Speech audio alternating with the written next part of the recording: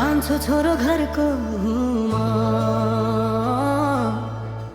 नाम कतै लेखिँदैन जिम्मेवारीको पानामा। तर हरेक बिहान सपना भन्दा अघि उठ्छु म परिवारको आशामा। सबैभन्दा कम बोल्ने मने शब्दभन्दा कर्तव्य ठुला छन्। मनभित्रका हजार पीडा ओठमा मुस्कानले छोपेका छन्। आमा बुबाको आँखामा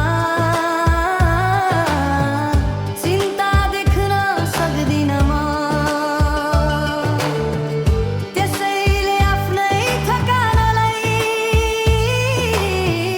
लुकाएर हिँड्छु चुपचाप म मुस्कुराउँछु ताकि कसैले नदेखोस् थकान। म रोए भने सायद रोला सिङ्गो यो घर आँगना। भित्र चर्किए पनि बाहिर हाँसिरहन्छु म। कान्छो छोरो हुनेमा बलियो बन्दै जान्छु म।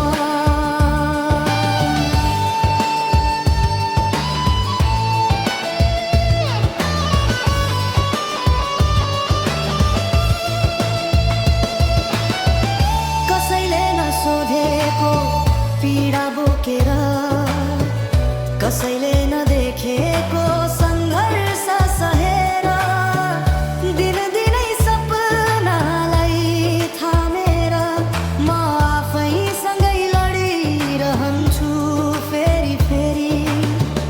घरको खुसी नढलोस् भनेर आफ्नो आँसु आफैले पुज्छु।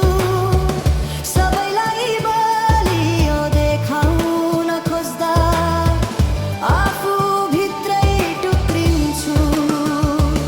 थाके भने घरको साहस थाक्ला यही डरले अघि बढ्छु म। मेरो मानवता नै मेरो शक्ति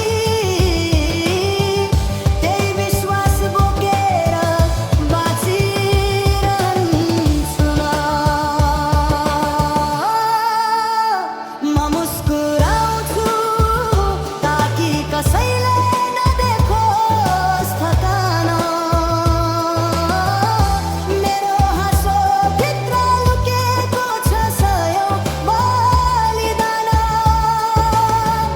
कागजमा नलेखिएको जिम्मेवारी बोकेर कान्छो छोरो हुँ म घरको